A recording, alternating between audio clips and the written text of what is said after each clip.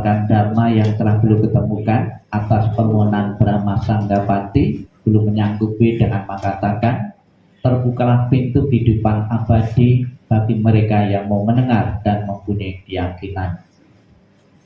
Yang saya hormati pemimpin Puja Bakti, yang saya hormati Bapak Ketua MPI Sidoarjo, dan Bapak Ibu saudara sekalian, segenap umat Buddha, para upasaka dan upasika yang berkenan hadir dalam pelaksanaan Puja Bakti rutin pada tanggal 24 September ini.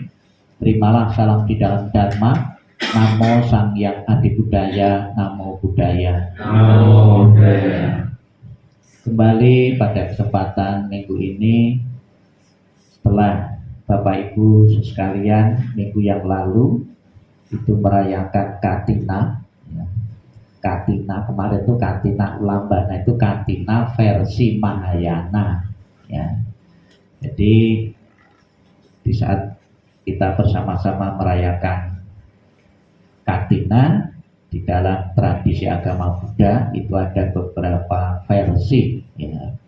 Setelah para biku selesai menjalani masa wasa, apabila Bapak Ibu mendengar kata wasa itu biar mudah mengingatnya, itu hujan gitu loh. Di saat musim hujan, jadi wasa itu artinya hujan, ya. Itu yang pertama, artinya hujan. Yang kedua, artinya wasa itu hotel, ya, hotel sebelah Udayana, ya, itu hotel wasa. Jadi biar mudah mengingatnya, Bapak Ibu, kata wasa artinya hujan. Di saat musim hujan, ya kita lihat para yang luhur sama nera, ya harus dibedakan. Kalau kemarin itu Bapak Ibu sembahyang kepada leluhur-leluhur, ya. Kalau ini di gambar ini adalah gambar yang luhur, ya. Yang luhur itu sama nera, jadi jangan keliru ya. Leluhur sama nera itu salah, yang luhur, ya. Bukan berarti itu ungkapan kata mesra, enggak, ya yang kan biasanya kata mesra, ya kalau ada orang pacaran, anak-anak pacaran itu pakai yang, tapi sini itu tidak, ya. Saat ini bulan September ini di India sana itu masih musim penghujan, ya. Tentunya yang musim penghujan ternyata bukan saja di India, ada sebagian di Indonesia itu juga sudah banjir, ya. Kemarin atau tadi pagi itu saya buka YouTube, ada salah satu kota itu juga sudah banjir, ya. Di Nunukan itu di mungkin Kalimantan, ya, itu sudah banjir, ya. Itu kalau di sini banjirnya itu bukan banjir air, ya, di sini. Jadi Bapak Ibu di sini juga harus berbahagia karena di sini itu menjadi ibu kota Malaysia, ya. Sidoarjo itu ada lumpur lapindo, ya, Kuala Lumpur maksudnya. Itu di kota Sidoarjo meningkat beberapa tahun yang lalu, statusnya jadi ibu kota Malaysia, ya. Lumpur lapindo, ya. Di saat musim penghujan, para biku ini mengurangi berkelana, ya. Ada beberapa alasan-alasan. Biar lebih jelas lagi apa kata wasa itu aslinya, ya. Ini kata wasa berasal dari bahasa Pali. Kira-kira bahasa Pali ini adalah bahasa yang pernah dipakai oleh Sang Buddha, sekalipun bukan satu-satunya karena dialek-dialek di India itu banyak. Arti Pali sendiri artinya itu desa, bahasa desa. Maka karena bahasa desa, bahasa daerah tidak mempunyai huruf. Huruf Pali itu tidak ada. Yang ada huruf Sanskerta, ya. Huruf Melayu ada enggak? Tidak tahu. Kalau yang sering kita baca ini huruf apa? Huruf Latin. Ya, ini huruf Latin, ya. Biasa bahasa-bahasa daerah itu tidak mempunyai huruf, ya. Biasanya yang mempunyai huruf itu bahasa yang sudah maju, ya, bahasa Arab, terus bahasa Jawa. Huruf Jawa ada, tapi juga pengaruh bahasa Sanskerta juga, bahasa luar juga gitu, ya. Artinya, ya, dari kata waso, ya, waso Ya wasa ya dari kata waso dari bahasa Pali, kemudian Sanskritnya itu warsa, artinya hujan. Namun warsa ini bisa juga dimaknai di Indonesia berubah artinya jadi tahun. Warso, pinten warso, berapa tahun. Maka di kalangan biku pun ada yang bertanya kepada biku, ya, berapa wasa? Nah, berapa wasa artinya berapa tahun? Ya, itu. Di saat musim hujan, para biku berhenti berkelana, ya, selama kurang lebih 3 bulan. Ini bukan semata-mata ya karena halangan ya secara fisik kehujanan, namun juga ada beberapa faktor yang menyebabkan kenapa para biku itu berhenti berkelana. Pada mulanya awal-awalnya karena saking semangatnya para biku itu berkelana membabarkan dharma, sehingga tidak tanggung-tanggung dia di saat keliling itu selama 12 bulan, ya, selama 12 bulan berkelana ke sana kemari untuk menyebarkan dharma, karena memang pada waktu itu agama Buddha itu agama yang baru, sesuatu yang baru biasanya itu semangatnya semangat 45. Kemudian karena masih agama baru, para biku berkelana ke sana kemari tidak punya capek, ya. Akibatnya ada beberapa biku di saat berkelana itu harus melewati ladang-ladang penduduk-penduduk yang di situ di saat musim hujan itu biasanya banyak bibit-bibit tanaman, ya, bibit-bibit palawija, ya, yang ditanam oleh penduduk yang tidak lepas dari pijakan para biku yang berkelana yang mungkin mengambil jalan pintas, ya, jalan pintas, terpaksa harus melewati ladang-ladang penduduk, ya. Ya karena lebih-lebih di saat musim hujan jalannya itu juga cepat, pengen cepat, ya. Kalau lama-lama musim kemarau mungkin jalan agak jauh, tidak apa-apa. Kalau di saat musim hujan, ya, itu pilih jalan yang pendek-pendek, yang singkat. Terpaksa para biku pun juga harus melewati ladang-ladang penduduk yang di situ ada benih-benih yang baru saja ditanam, ada benih jagung, ada benih kacang, ya, dan lain sebagainya, ya. Di saat musim masa ini, ya, Sang Buddha menetapkan, ya, ada beberapa ketentuan di saat para biku itu untuk berhenti kelana karena kritikan penduduk, ya, menetapkan sebuah ketentuan, ya. Di samping karena kritikan penduduk tadi yang merasa dirugikan ladang-ladangnya terinjak-injak oleh kaki biku, namun juga ada alasan yang lain, yaitu demi kenyamanan dan keamanan para biku. Misalnya di saat musim penghujan jalan-jalan menjadi becek. Pasti di zaman Sang Buddha banyak jalan yang belum beraspal karena aspal belum diketemukan atau belum banyak waktu itu. Nah, kalau sekarang, kalau jadi biku yang bina itu di kota-kota mungkin tidak jadi pertimbangan musim hujan itu, karena jalan-jalan tetap baik, tetap keras karena jalannya banyak yang diaspal, ya. Tapi coba kalau kita lihat, ya, kalau Bapak Ibu pergi ke Lombok, ke daerah-daerah Jawa Tengah, yang daerah itu jalan-jalannya masih jalannya itu belum diaspal, itu di saat musim hujan itu banyak jalan yang becek, banyak jalan yang licin, ya. Kemudian juga banyak jalan-jalan yang berlubang tergenang air.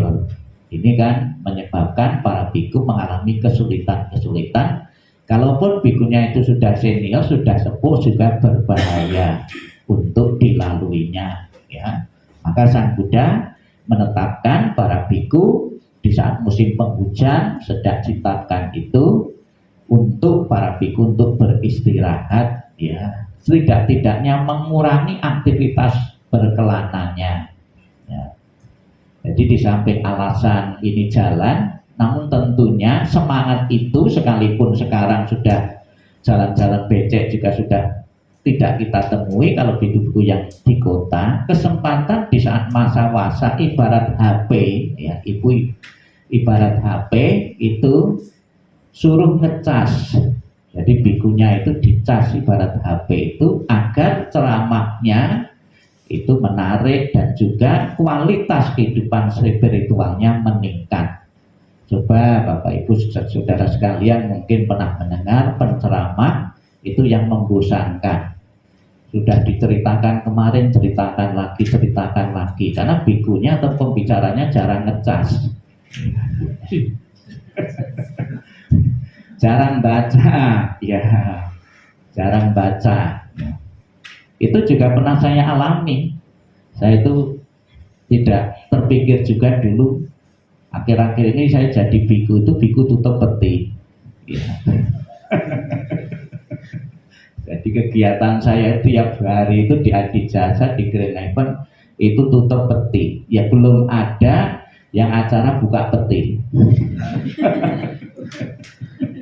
Peti berangkas. Ya. Acara tutup peti. Di saat setelah tutup peti, sembahyang harian tiap sore, sembahyang malam kembang, pemberangkatan, kremasi ataupun penguburan. Itu kadang-kadang juga sering, terutama di saat malam kembang, di saat keluarganya banyak, itu saya kasih ceramah-ceramah. Kalau saya tidak sering baca, ceramahnya ya itu terus gitu. Ya. Memang ya pendengarnya beda-beda, keluarganya kan belum pernah dengar nih kan. Tapi tim doa saya sampai bosen mungkin dengar itu. Maka saya harus selalu memperbarui ya beberapa kata, beberapa kalimat, beberapa cerita harus saya perbarui terus biar tidak membosankan tim doa saya, ya kan gitu. Nah, di sini juga bisa bentuk tim doa kok gitu.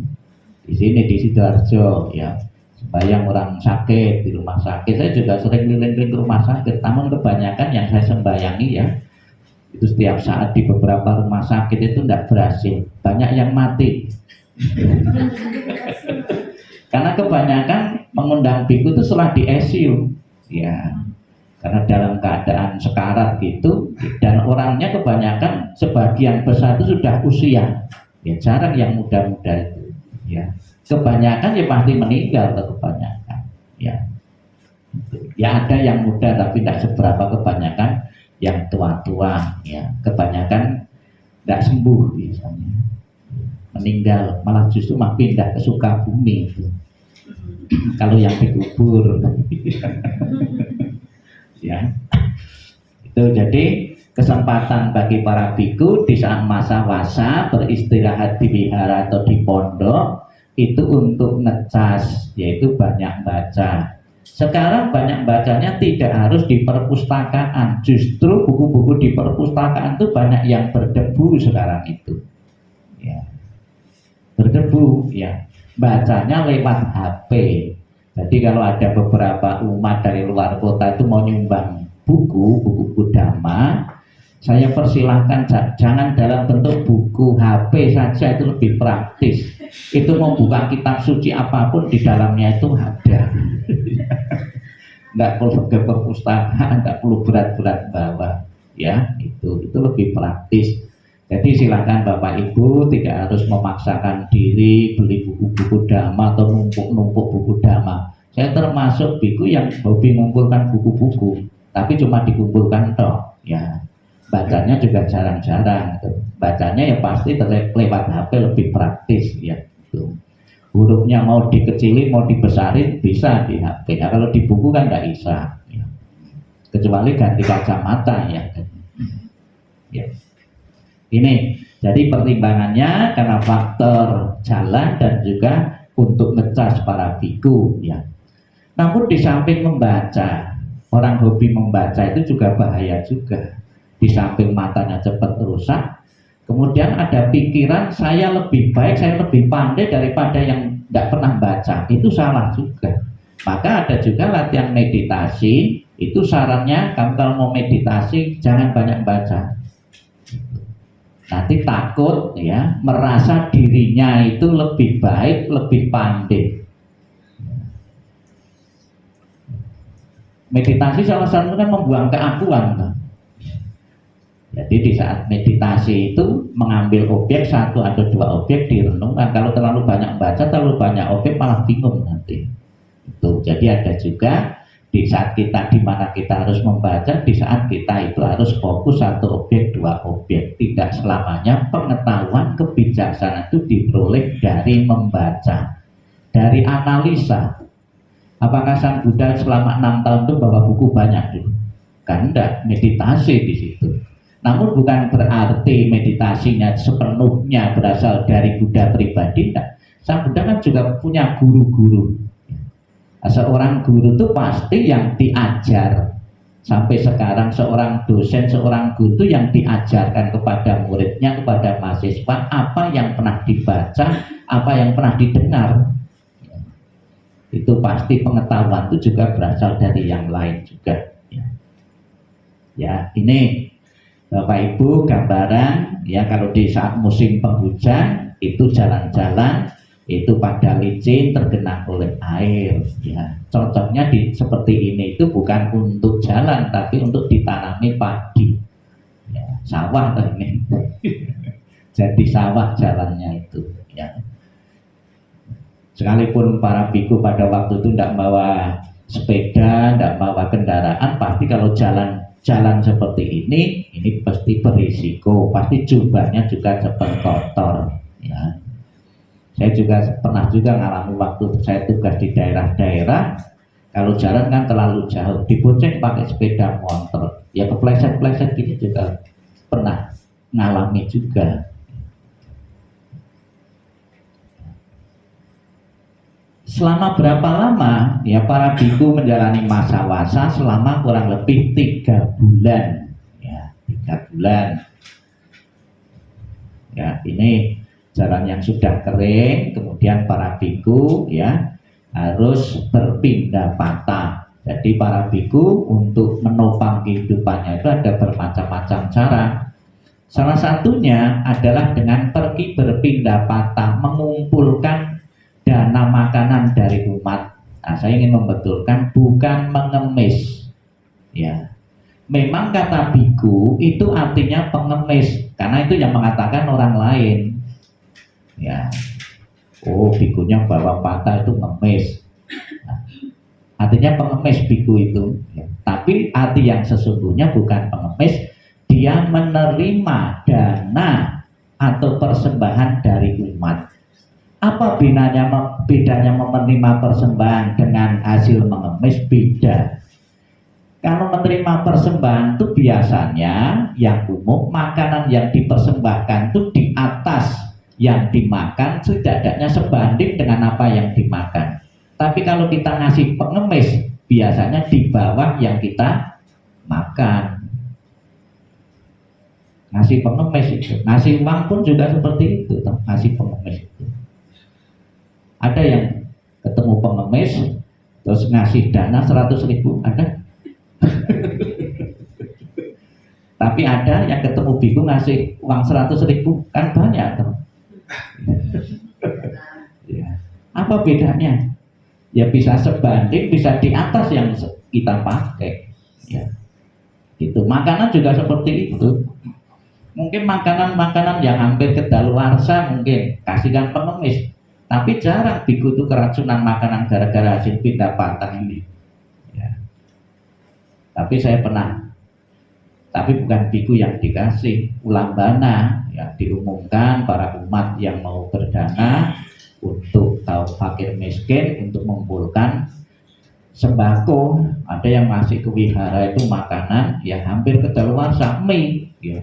2-3 hari lagi kedaluarsa. Saya lihat, loh ini hampir kedaluarsa, harus segera dibagikan. Atau kalau perlu, tidak usah dibagi, takutnya nanti terima, kemudian dia keracunan, bermasalah juga. Dan kalau lihat hampir kedaluarsa, oh ternyata cuma buangan saja, toh. Itu, hampir kedaluarsa. Ada juga bantuan-bantuan. Orang berdana memberi makanan yang hampir kedaluarsa atau yang sudah rusak, itu artinya bukan berdana, buang sampah. Karena dirinya sudah tidak memerlukan lagi, dibuang. Kalau dibuang langsung ke tong sampah kan eman-eman, langsung buang orang lain. Itu kan buang sampah. Itu.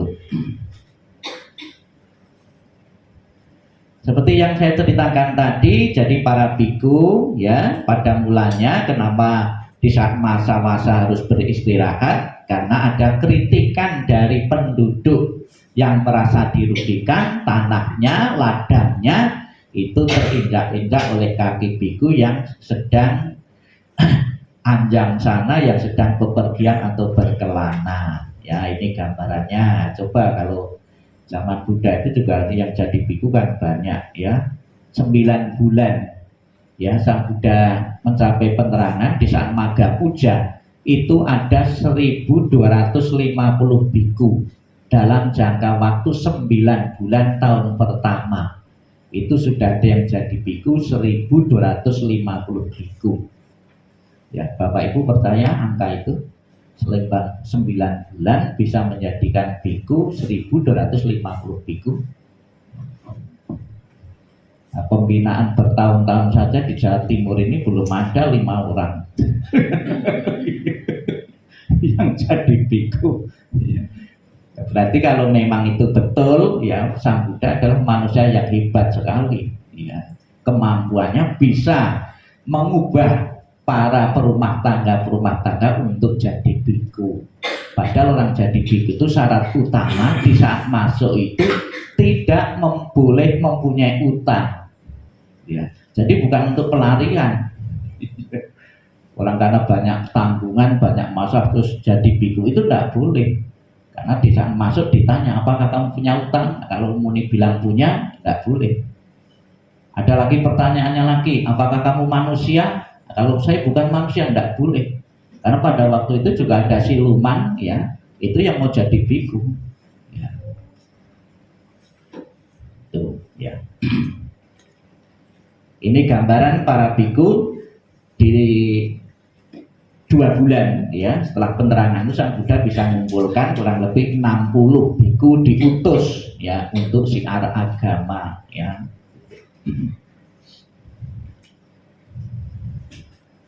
Ya ini para ya ladang-ladang atau sawah-sawah penduduk ya. Kapan mulainya masa-masa ini? Yaitu bulan Juli ya. Di saat umat Buddha merayakan hari Asada, 1 hari setelah Asada itu mulai para biku untuk berpuasa. Maka mohon pengertiannya, di saat memasuki masa puasa kalau punya acara tidak begitu penting, masih bisa diatasi dengan romo, itu jangan mengganggu para biku yang berpuasa ya. Misalnya doa apa bila itu bisa diatasi dengan para romo, ya undang romo saja. Sebab bikunya kalau nuruti itu undangan-undangan ini tidak jadi puasa lagi. Seperti yang saya alami setiap hari ke Adijasa. Dilema juga ya. Lebih-lebih para donatur wihara, orang yang kita kenal, ada keluarganya meninggal, diundang kok tidak mau, alasan puasa, itu juga dilema juga. Dituruti tidak ada habisnya, dituruti puasanya nanti gimana ya. Namun kita juga tetap bisa membagi waktu ya. Itu seandainya itu memang tidak bisa memenuhi, yang mohon maaf, mohon dipahami, karena para biku di saat puasa itu memang mengurangi aktivitas dan lebih banyak belajar di wihara ya. Kemudian di samping 1 hari memulainya puasa setelah Asada, ada yang 1 bulan setelah hari Asada ya. Hari Asada itu hari apa? Asada, pembabaran dhamma. Tidak tahu, saya belum tanya. Asada sama Kasodo itu sama enggak? Kalau di saudara-saudara di mana itu di Bromo itu kan Kasodo hari, sama enggak itu? Kalau Idul Adha beda.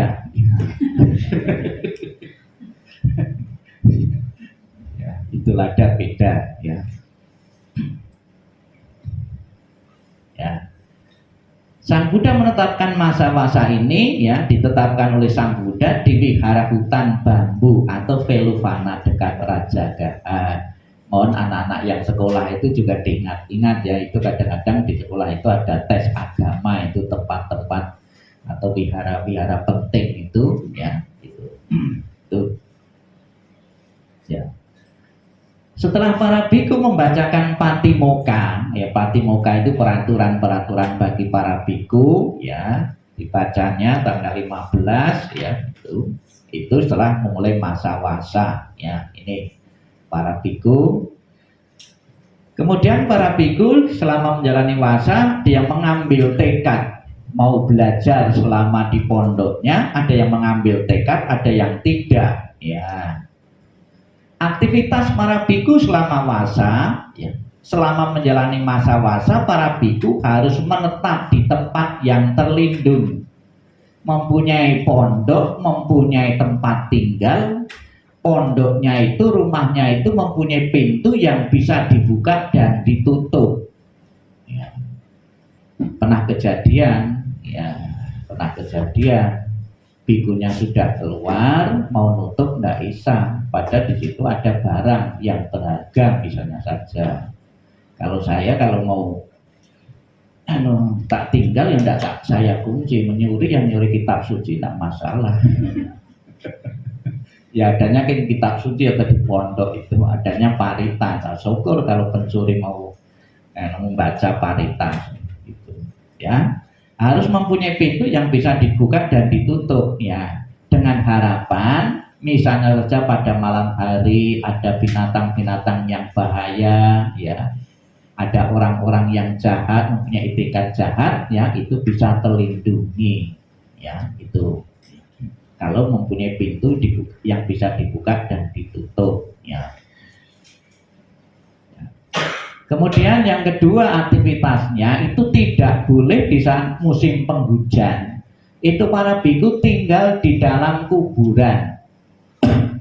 Di zaman Sang Buddha tidak selamanya orang mati itu dikubur. Ada yang dikremasi, ada yang dikubur. Tapi kan itu orang-orang yang mampu saja. Ada beberapa orang yang tidak mampu secara ekonomi, tidak mempunyai biaya untuk kremasi, biaya penguburan. Mayat itu ditaruh saja di pinggir hutan gitu ya, seperti ini. Mayat-mayat yang sudah mengering atau sebagian mengering itu kemudian ada para biku dijadikan objek meditasi ya. Kalau Bapak Ibu kenal teori Dhamma, ada 40 objek meditasi.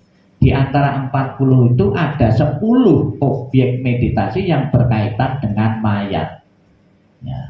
Ini merenungkan tentang anicca, ketidakkekalan. Seganteng apapun, secantik apapun, kalau orang sudah mati ya jadi tengkorak seperti ini ya. Ini bikunya bukan cari nomor enggak di kuburan ya, tentunya ini ya merenungkan tentang ketidakkekalan badan jasmani manusia ya, tengkorak ini. Di Indonesia juga ada seperti ini. Di Pulau Bali kalau Bapak Ibu pernah kunjungi di Trumnyang ya, itu di situ ada juga orang mati kemudian ditaruh di bawah pohon, tidak menimbulkan bau karena di situ ada pohon yang besar ya, pohon daru Bapak, yang bisa menyerap bau dari mayat-mayat ini ya, sehingga tidak menimbulkan bau yang busuk. Dan tidak setiap orang yang mati bisa ditaruh di situ, hanya orang-orang yang mati secara wajar saja yang bisa ditaruh di situ. Orang mati bunuh diri tidak boleh di situ ya. Di zaman Sang Buddha tidak ada seorang brahmana yang mempunyai kemampuan dengan melihat tengkorak-tengkorak ini diambil ya, kelahiran orang ini di alam mana ya, itu bisa. Jadi ada seorang brahmana ngambil tengkorak kemudian diketok, lahirnya di neraka dan surga itu, cuma dengar ketokannya itu saja. Kalau ngambil tengkorak diketok dik dik dik, orangnya beling ini ke neraka. Ngambil lagi tok tok tok tok, nyaring ini terlahir di surga. Ngambil lagi tok tok tok, enggak bunyi, ternyata keliru batu ya. Pernah juga ada seorang brahmana ini ketika ngambil ngetok-ngetok bingung. Yang pertama saya tahu lahir di neraka, yang kedua di surga. Tak ketok-ketok kok Tidak tahu saya lahir di mana arwahnya itu, orangnya itu bingung dia. Kemudian tanya Sang Buddha, ini tengkorak ini saya kok tidak tahu. Mungkin Sang Buddha tahu. Orang ini tidak diketahui jejaknya, sudah mencapai nirwana. Orang yang tidak mempunyai alamat. Ya. Surga dan neraka diketahui 31 alam kehidupan. Nirwana itu di luar 31 alam kehidupan. Tidak diketahui jejaknya. Orang sudah bebas. Ada bahasa yang pernah saya baca itu di salah satu majalah, nirwana itu tertiup habis. Ya. Tapi bukan kekosongan, bukan ya. Ya, jadi ada beberapa biku yang bermeditasi, ya, mengambil objek tengkorak. Silakan Bapak Ibu, ya. Di saat misalnya Bapak Ibu kepengen meditasi, objeknya dikembangkan. Di samping objek cinta kasih pelasasi juga sekali-kali pakai tengkorak ini, ya. Kalau biku ini kalau sendiri mungkin tidak berani juga, ini rombongan. Kalau rombongan gini kan berani. Ya kalau tidak berani malam ya siang gitu. Kalau tidak tengkorak asli ya tengkorak terang seperti untuk praktek dokter itu kan bisa. Ya.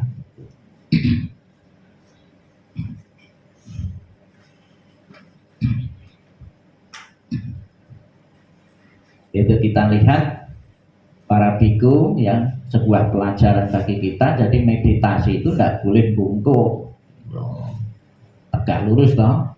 Ini meditasi ini kan karena dia juga menerima bimbingan, bukan ngambil sikap semaunya. Ada lagi meditasi sambil tiduran terus bersuara juga ngorok.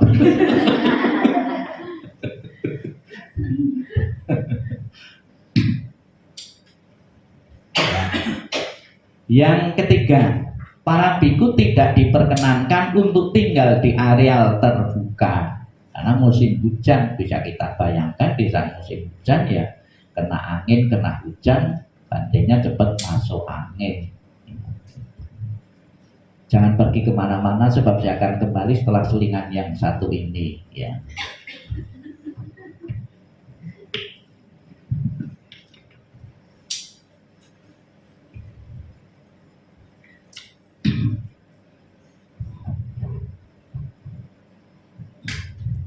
Nanti diingat-ingat ya, 1-2 itu teorinya nanti di akhir ceramah, nanti kuis. Ya, kuis itu bedean. Syukur kalau punya HP boleh dikeluarkan di foto. Ya, itu tapi tidak usah digambar ya, kelamaan. Ya. Ya. Kemudian tidak boleh di bawah lindungan payung maupun di bawah tenda, di atas pohon, ya. Atau biku di tangga. Jadi ini juga alasan kesehatan juga, ya, bawa payung selama 3 bulan juga nggak maksimal juga, tetap basah juga. Kemudian di atas ini di bawah tenda, ya, lebih-lebih kainnya kain tipis, nanti airnya juga masuk. Di pohon, ya, bahaya kalau ada pohon-pohon yang lapuk nanti bahaya, ya. Dan di atas pohon, ya,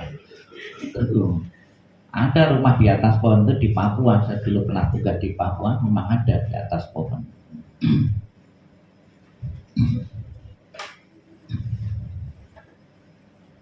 Ya cocoknya kalau di atas pohon itu pas musim durian yang kita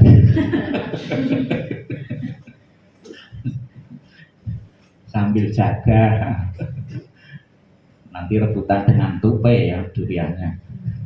Ini di bawah kubah yang terbuat dari tanah liat, ya, tanah liat, bukan tanah buta, ya, tanahnya liat, bukan tanah buta. Sebab ada yang lihat, ada yang nggak lihat. Yang nggak lihat itu ya buta, ya. Ya, karena apa? Bisa merembes, airnya merembes. Kalau ini terbuat dari tanah, ya, itu disamblek, bahaya. Atau di terowongan-terowongan itu di gua-gua kan airnya juga ngerembes juga, itu bahaya. Yang makanya Sang Buddha melarang demi keamanan yang untuk tidak berpuasa di tempat-tempat yang bahaya. Ya. Mereka harus tinggal di wihara. Ya. Nah ini jangan membayangkan kalau kuti itu yang mewah-mewah. Ada beberapa wihara-wihara kutinya juga sederhana yang terbuat dari ini bambu atau bilik-bilik. Ya, itu.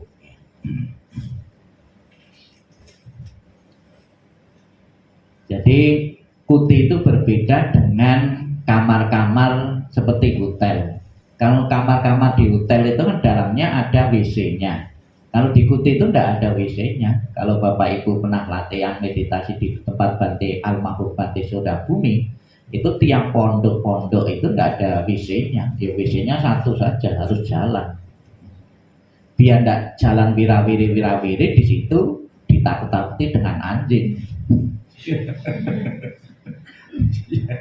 Ada samanera itu mau latihan di sana kan gitu, yang mungkin tidak terbiasa, tidak paham betul itu, langsung dikena anjing. Samanera yang di terowongan belum pernah digigit anjing. Ya, tapi justru meditasinya pasti berhasil di sini karena takut keluar.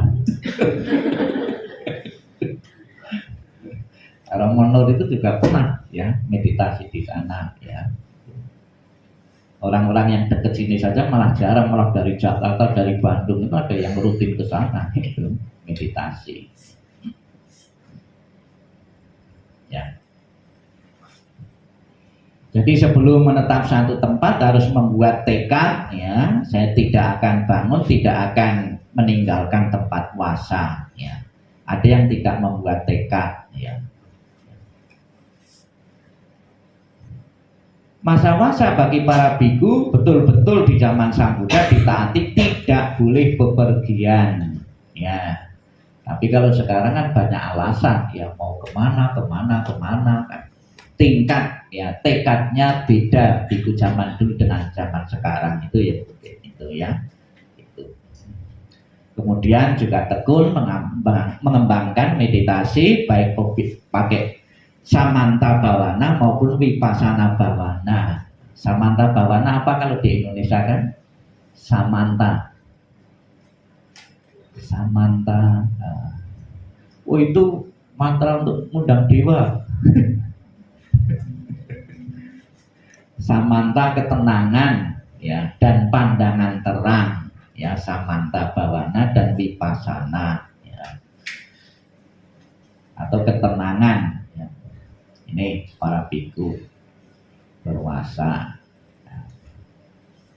Namun demikian Bapak Ibu, bukan berarti sama sekali para biku di saat mawasa itu tidak boleh bepergian sama sekali, tidak pakem seperti itu. Ada beberapa hal yang diizinkan ya, dapat dispensasi keringanan-keringanan apabila memang harus pergi dan tidak membatalkan masa wasanya. Ya, apa saja itu? Ya, tolong diingat. Pergi untuk merawat biku atau samanera atau ayah dan ibu yang sedang sakit. Ya. Misalnya saja merawat biku yang sakit harus menunggui di rumah sakit secara bergantian dan melebihi 7 hari. Ya, sekalipun lebih dari 7 hari itu tidak membatalkan masa wasanya ya. Jadi kalau bukan sesama biku yang merawat terus siapa lagi ya. Kemudian mengunjungi ayah atau ibu yang sedang sakit. Saya juga pernah mengunjungi orang tua saya di rumah sakit, nunggui itu saya juga pernah di rumah sakit itu. Sampai susternya itu, loh Pak, apa ibu itu tidak punya anak perempuan kok bapak sendiri yang nunggui gitu.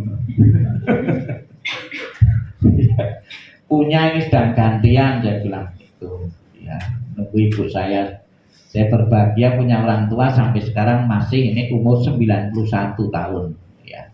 Nah, saya saja belum tentu nuntut sampai segitu. Ya, 91 tahun. Resepnya ternyata waktu mudanya itu hobi minum jamu ya, jamu panjang umur ya.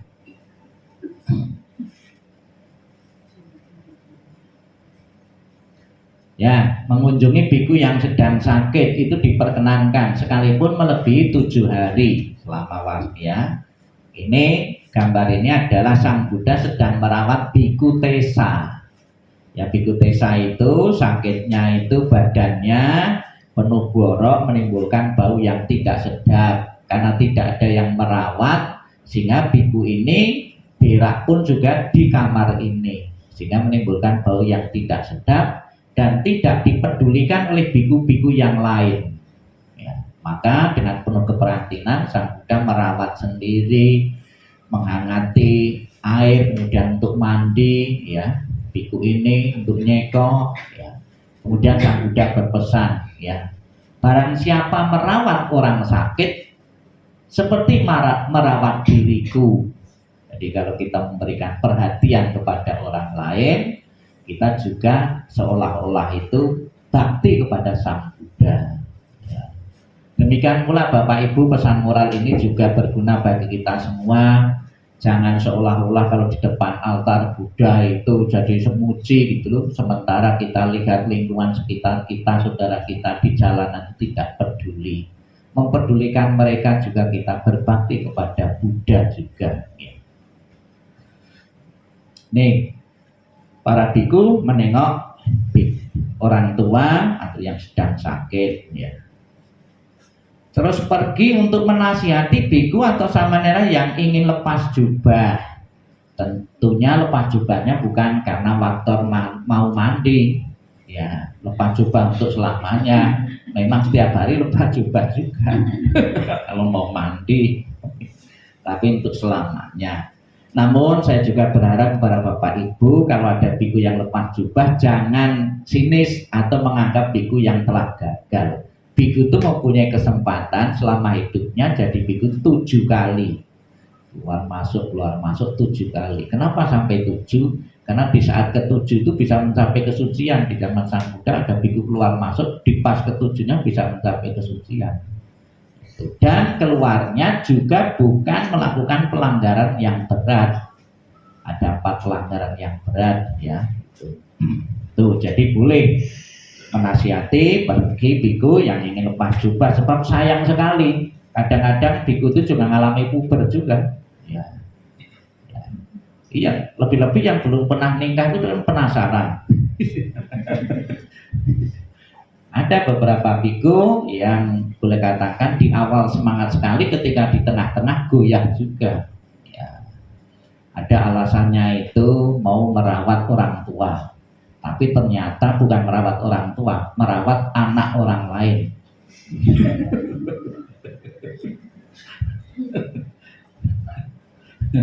Paham ya? Alasan merawat orang tua begitu lepas itu jadi manten. Ya, pergi karena memiliki tugas dari sangga untuk memperbaiki wihara yang rusak. Nah, jadi para umat pun juga harus lihat juga, biku-biku pergi kenapa? Ya mungkin galang dana.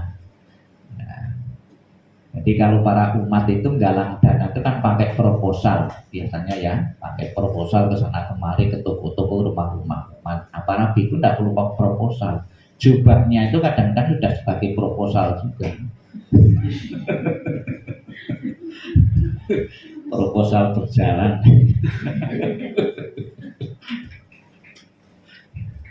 Ya, terus wiharanya kena kerusuhan, ya.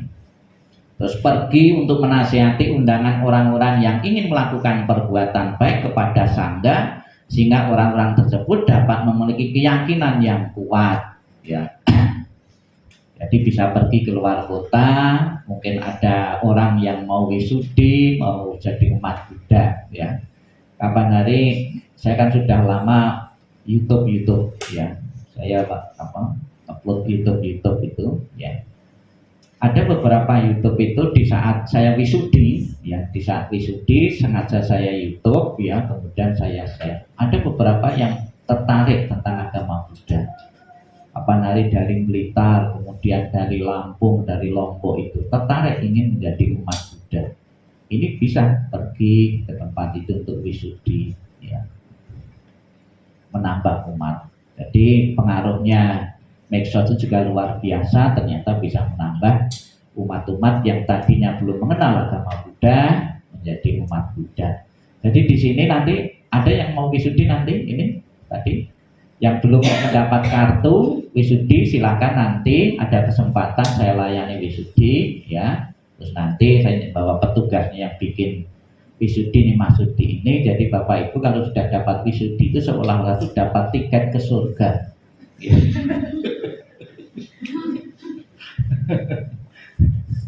Kapan hari ada wacana di Putat ya, depan Putat itu kan ada pawon gede, ada kantin, ada rumah makan pawon gede.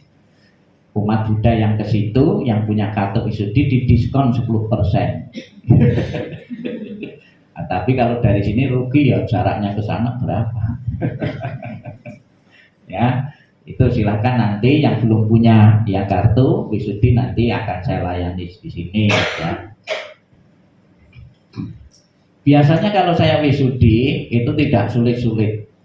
Yang saya tuntun itu tidak selamanya pakai bahasa Pali. Karena saya berharap dengan saya dominan menggunakan bahasa Indonesia, orang lain pun juga tahu, tertarik juga. Memang harus Wandana Tisarana itu pakai bahasa asli, tapi setelah Pancasila langsung Indonesianya saya. Bahkan di Perancis kemarin ada Samanera yang tugas di Perancis kapan hari cerita Bante kalau di Perancis itu belajar agama Buddha itu untuk wisudi itu malah Tisarana tidak dibaca, yang dibaca itu malah Pancasila saja. Jadi tetap mereka itu tetap beragama lain tapi mau belajar tentang moralitasnya, melatih moralitasnya.